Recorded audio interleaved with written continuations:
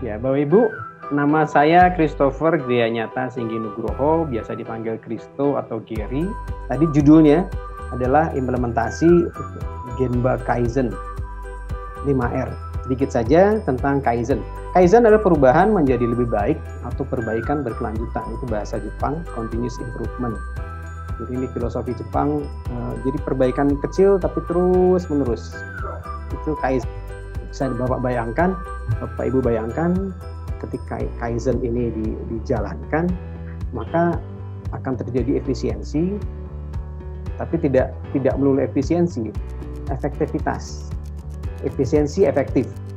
Standarisasi diperlukan agar ada aturan dan tolak ukur yang jelas. Jadi, apakah itu sesuai atau tidak, itulah ada fungsi dari standarisasi. Disitulah nanti Kaizen yang tadi,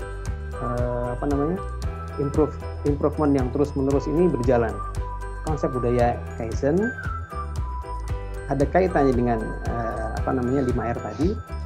Itu ada PDCA, Plan, Do, Check, Act. Jadi segala sesuatu harus direncanakan. Ya ini ya, tadi gambarnya siklus, ada Plan, Do, Check, Act. Terus ketika ini perbaikan, ketika sudah mulai pemeliharaan masuk ke yang ke SDCA. Ketika ada masalah masuk lagi ke PDCA. Kaizen ini terjadi di mana sih? Terjadi di Genba. Apa itu Genba? Genba adalah replace, tempat sesungguhnya, tempat suatu kegiatan dilakukan atau terjadi. Tempat kita bekerja, itulah Genba. Apabila terjadi masalah, kejanggalan, pergilah ke Genba. Pergilah ke tempat terjadi masalah. Tadi ya, PDCA kan, ini masuk dalam ketika terjadi masalah, ini cek. Di dalam Kaizen inilah cek. Nah, inilah manajemen Genba, rumah Genba. Semua orang dalam perusahaan harus bekerja sama melakukan seluruh kegiatan 3 pilar dasar Kaizen, yaitu standarisasi, housekeeping, dan mudah, elimination.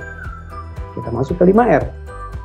5R itu konsepnya adalah menciptakan lingkungan kerja yang bersih, sehat, rapi, aman, nyaman, dan menyenangkan yang akan membentuk karyawan yang punya disiplin, sikap kerja yang positif, budaya positif, PK, dan kreatif. Tujuan akhirnya adalah tempat kerjanya rapi, tempat kerjanya bersih. Hasil 5R. Ya tadi ya, dasar atau fondasi dari Kaizen melibatkan partisipasi karyawan, karena ini aktivitas yang berbasis tim atau kelompok ya. Apa sih itu? 5S atau 5R? Itu dari bahasa Jepang ya. Seiri, Seiton, Seiso, Seiketsu, Shitsuke. 5R itu punya dimensi 2. Physical, penampilan, appearance-nya. Jadi kelihatan kasat mata secara visual. Tapi lebih dari itu adalah psychological, cultural. Jadi ini budaya. Nah, perusahaan bertekad dengan filosofi tidak ada pekerjaan menjadi sangat penting tanpa disiplin diri. Jadi ini ada kebijakan manajemennya. Oke, persiapan, rekam situasi sebelum memulai. Foto situasi di sekitar area kerja, tujuannya untuk pembandingan, lalu cek poin. 5 langkahnya ini, cek barang di area masing-masing. Ini flowchart-nya. Ini bisa dimulai praktek di rumah masing-masing. Apa yang Anda lakukan atas barang-barang yang ini nih? Not necessary now, but maybe in the future. Sayang kalau dibuang. Dulu waktu bikinnya lama. Suatu saat kita bakal butuh. Red tag itu yang tadi ya. Jadi ketika barang di area kerja kita ada yang benar-benar dibutuhkan kita, ada yang ini masih ragu nih, ini dibutuhin apa enggak ya?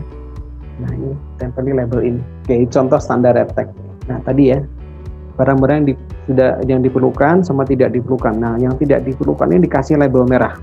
Kalau di persediaan ada supply stock. Ini contoh red tag. Labeling adalah pengendalian visual dengan menggunakan label atau tanda tertentu agar barang atau berkas mudah ditemukan. Contoh, sheet pertama bukan berantakan nih. Nomor 2 nilainya kasih 2. Komentarnya, barang-barang tidak diperlukan berada di sisi lantai lemari. Kalau foto keluarga, pacar, pot bunga, poster, dan yang bisa memberi semangat kerja boleh disimpan nggak Pak? Ya boleh Pak. Ini tahapnya ya. Manusia itu dipaksa, pada dasarnya malas. Dipaksa dengan sistem. Terima kasih Bapak Ibu. untuk waktunya. Assalamualaikum warahmatullahi wabarakatuh.